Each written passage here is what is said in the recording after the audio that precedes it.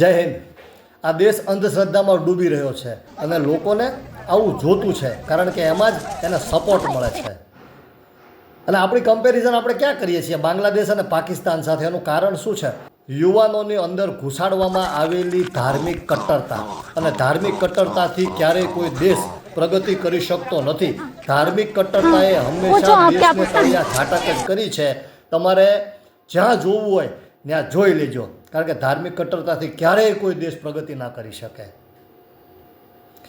અને મેં ક્યાંક વાંચેલું છે કે કોઈ દેશને બરબાદ કરવો હોય ને તો એના ઉપર અણુબોમ્બ નાખવાની જરૂર નથી, એ દેશના યુવાનોને ધાર્મિક કટ્ટર બનાવી નાખો, એટલે થોડા વર્ષોમાં એ દેશ આપોઆપ બરબાદ થઈ જશે। તમને કદાચ મારી વાત આપણા દેશમાં દેખાઈ રહી છે, સમજાય તો વંદન। બાકી અંધશ્રદ્ધા અને ધાર્મિક કટ્ટરતા હંમેશા દેશને, સમાજને અને ધર્મને બદનામ જ કરે છે, ચાહે કોઈ પણ ધર્મ હોય, કોઈ પણ જ્ઞાતિ હોય, કોઈ પણ વાડો હોય। તમે તમારા વાડામાં પણ જો ધાર્મિક કટ્ટર હશો ને તો એ દેશને તો બરબાદ જ કરવાનું છે। તમે નીચે આપેલો એક વિડીયો જોઈ લ્યો, વિડીયો જોઈને તમને એમ થશે કે હનુમાન દાદાને પણ ખુદ આવવું પડશે કે હું ક્યારેય કોઈનામાં રૂપ લેતો નથી। બધા માતાજીઓને પણ ખુદ આવવું પડશે કે હું ક્યારેય કોઈના પંડમાં આવતી નથી। અને મને તો એ વિશ્વાસ નથી આવતો, એ સમજમાં નથી આવતું કે લોકો શું કામ આટલા બધા ઘેલા બની ગયા છે કે જેના ખોળિયામાં માતાજી આવે છે, જેના ખોળિયામાં ખુદ હનુમાન દાદા આવે છે, એ જ ખોળિયું થોડી મિનિટ પછી બિસ્ટોલ ને બીડીઓ ને સિગરેટ પીવે છે। એ જ ખોળિયું થોડા સમય પછી કે માતાજીના ગયા પછી અને હનુમાન દાદાના ગયા પછી ગામની પંચાયત કરે છે, અને લોકો એ પંચાયતમાં ભાગીદાર પણ બને છે। ગજબ છે। અને છતાંય આપણે એમ સમજીએ કે આપણે પ્રગતિ કરી રહ્યા છીએ, આપણે વિકાસ કરી રહ્યા છીએ। નહીં, આપણે અધોગતિ તરફ જઈ રહ્યા છીએ। આ કડવું સત્ય છે, તમને સમજાય તોય ભલે અને ન સમજાય તોય ભલે। ધર્મ જરૂરી છે, ધર્મને માનવો જરૂરી છે, તમે આસ્થાની સાથે જોડાયેલા હોય જરૂરી છે, શ્રદ્ધા જરૂરી છે, પણ અંધશ્રદ્ધા નહીં। તમે જ્યારે વ્યક્તિ પૂજામાં માનતા થયા છો ત્યારથી તમે સમજો કે તમે દેશને બરબાદી તરફ લઈ જઈ રહ્યા છો। પરંતુ શરૂઆત તમે તમારા સમાજથી, તમારા ધર્મથી, તમારી સોસાયટીથી, તમારા ઘરથી કરી રહ્યા છો। આ વિડીયો તમે જોયા ને એ જ બતાવે છે। અને અટલ બિહારી વાજપેયીએ જે કીધું હતું ને એ આજે યાદ આવે છે કે આ દેશ કોઈ ભૂમિનો ટુકડો નથી, આ જીવતો જાગતો રાષ્ટ્ર પુરુષ છે। અને મને 100% વિશ્વાસ છે કે રાષ્ટ્ર પુરુષ ક્યારેય કટ્ટર ન હોઈ શકે।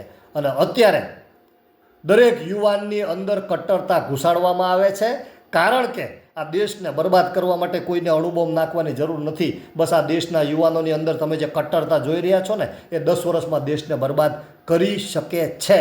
એટલે કટ્ટરતા ફેલાવનારાઓથી દૂર રહો। હાથ જોડીને વિનંતી છે કે જો તમારા ઘરનો યુવાન, આવનારી પેઢી જો કટ્ટર બનતી હોય તો એનો રોકી લેજો, કારણ કે તમારા ઘરના યુવાનમાં કટ્ટરતા ઘાલનારનો કદાચ જો કોઈ ગોલ હશે કે એને રાજકારણમાં જવું હશે, અથવા તો પોતાના રાજકીય રોટલા શેકવા હશે, ધર્મના નામથી લોકોને ગુમરાહ કરવા હશે, તો એનો ગોલ સાર્થક થઈ જશે। જો તમારા ઘરનો યુવાન એ જગ્યાએ હોય તો મોસ્ટ તમે કન્ટિન્યુ। પણ તમારા ઘરનો યુવાન અથવા તમારા કોઈ જાણતો પરિચયવાળો વ્યક્તિ એ 50ના ટોળામાં હોય કે જેની અંદર કટ્ટરતા ઘુસાડવામાં આવે છે, અને એ 50નું ટોળું ક્યાંક તોડફોડ કરે છે, ક્યાંક ધીંગા મસ્તી કરે છે, અને મારો ધર્મ મહાન છે, મારા ધર્મને બચાવવા માટે હું આમ કરીશ, મારા ધર્મને આમ ને મારા ધર્મને તેમ, જો એ ટોળામાં હોય ને તો એને બહાર કાઢી લેજો, કારણ કે ગોલવાળાના તો રોટલા શેકાઈ જશે, બાકી તમારા રોટલા અભડાઈ જશે। પણ જ્યારે જાગશો ને ત્યારે મોડું થઈ ગયું હશે। અને આ અનુભવની વાત છે। હું હિન્દુ છું એનો મને ગર્વ છે, પરંતુ હિન્દુ ધર્મ ક્યારેય નફરતી રહ્યો નથી, નફરતી છે નહીં, પરંતુ અત્યારે નફરતી બનાવવામાં આવી રહ્યો છે। સમજાય તો વંદન। દેશને પ્રેમ કરો, શરૂઆત તમારા ઘરથી કરો, તમારી સોસાયટીથી કરો। જો ત્યાં પણ તમે નફરત કરવા લાગો છો, તમારા ધંધાથી કરો। જો ત્યાં પણ તમને નફરત આવે છે, અંદર નફરત કરવા લાગો છો કે ફલાણી જાતિ આવી, ફલાણો ધર્મ આવો, ફલાણો માનવાવાળો આવો, હું જે માનું છું એ જ ભગવાન સાચા છે, બીજા બધા ભગવાન ખોટા છે, મારો જ ભગવાન મોટો છે, મારો જ ધર્મ મહાન છે, એ કોઈ પણ ધર્મ હોય, કોઈ પણ જ્ઞાતિ હોય, કોઈ પણ વાડો હોય, એની અંદર ઘૂસેલી કટ્ટરતા એના પોતાને, એના પોતાના પરિવારને એની સોસાયટીને, એના સમાજને, પછી એના ધર્મને અને પછી આ દેશને ડૂબાડે છે અને ડૂબાડે છે. માનવું ખૂબ જરૂરી છે. તમે જેને માનતા હો એ મુબારક, પરંતુ એ વ્યક્તિ તમને જ્યારે એમ કહે કે આપણે જેને માનીએ છીએ એ જ સાચું છે, તો એ એજન્ટ ખોટો છે, તમને રોંગ નંબરમાં લઈ જાય છે.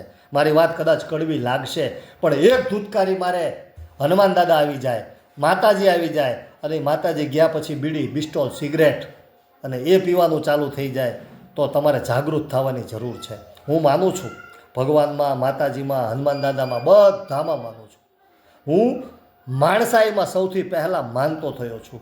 અને જે કટ્ટરતાની વાત હું કરું છું ને, એક સમયે હું પણ એ કટ્ટરતાનો હિસ્સો હતો, એટલે અનુભવની સાથે કહી શકું છું કે કટ્ટરતા બરબાદ કરે. સમયે જાગી જાઓ એવી વિનંતી છે. અને જો કોઈ તમારી આજુબાજુમાં હોય ને તો એને જગાડવાનો પ્રયત્ન કરો. જો એનામાં આંધળી કટ્ટરતા આવી ગઈ છે ને તો એ નહીં સમજી શકે, પરંતુ સમજાવવાનો પ્રયત્ન ચોક્કસ કરો. કારણ કે નફરતી હોય ને એની અંદર નફરત એટલી હદે ઘુસાડવામાં આવેલી હોય છે કે આ દેશ માટે શહીદ થનારા, પોતાનું સર્વસ્વ ત્યાગ કરનારા પણ એને નફરતી લાગે છે અને દેશને બરબાદ કરનારા લાગે છે. કારણ કે એની ઉપર એક આવરણ ચડેલું છે. અરે મીંદડીના બચ્ચાની આંખો પણ 7 દિવસે ખુલી જાય છે, અને તમારી હજી નથી ખુલતી. તમે અંધશ્રદ્ધામાં એટલા બધા ઘૂસી ગયા છો. મારી વાત કડવી ચોક્કસ લાગશે, પરંતુ કડવું કડિયાતું હંમેશા શરીર માટે સારું હોય છે, અને કડવી વાત દેશ માટે ખૂબ જ લાભકારક હોય છે. એટલે જ્યાં જ્યાં તમને કડવી વાત સંભળાય ને તો એની ઉપર તમારું મગજ અને તમારો તર્ક જોડજો, કુતર્ક નહીં. તમારું મગજ જોડજો. જો એમાં થોડી ઘણી બચેલી હોય, બીજા કોઈ આવરણ ચડેલા ન હોય, તો તમારા મગજથી, તમારા બુદ્ધિથી વિચારજો કે ધર્મને કઈ દિશામાં લઈ જવામાં આવી રહ્યો છે. ઘણા સમય પછી આ વિડીયો બનાવ્યો છે, અને એવું નથી મેં વિડીયો બનાવવાનું બંધ કરી દીધું છે, પરંતુ એક સામાજિક ઢાંચામાં બંધાઈ રહ્યા છીએ. તમારો સમય, તમારો યુવાનોનો સમય, તમારા પરિવારના યુવાનોનો સમય ખોટી દિશામાં ન વેડફાઈ જાય ને એની કાળજી સૌ સમાજે લેવાની હોય છે. બાકી તો અંધશ્રદ્ધાને ફેલાવ્યા કરો, કારણ કે એમાં આપણે સૌ ભાગીદાર છીએ અને સરખે સરખા. અને મેં આગળય કીધું છે કે દરેક વ્યક્તિ અહીંયા ખદબદતો ગારો છે. એ પોતે જાણે જ છે કે ગંધાતો ગારો છે, છતાંય હંમેશા બધાને દેખાય સારો છે. પછી એ કોઈ પણ વ્યક્તિ હોય, એ પોતાની કાળી સાઈડ પોતે જાણતો જ હોય છે. જ્યાં સુધી લોકોને નથી ખબર ને ત્યાં સુધી જ એ સારો છે. બાકી અહીં સૌ ગંધાતો ગારો છે. જય હિન્દ, વંદે માતરમ, જય શ્રી રામ. અંધશ્રદ્ધાથી દૂર રહો એવી હાથ જોડીને વિનંતી છે. બાકી તો તમે જાણો જ છો. રામ રામ.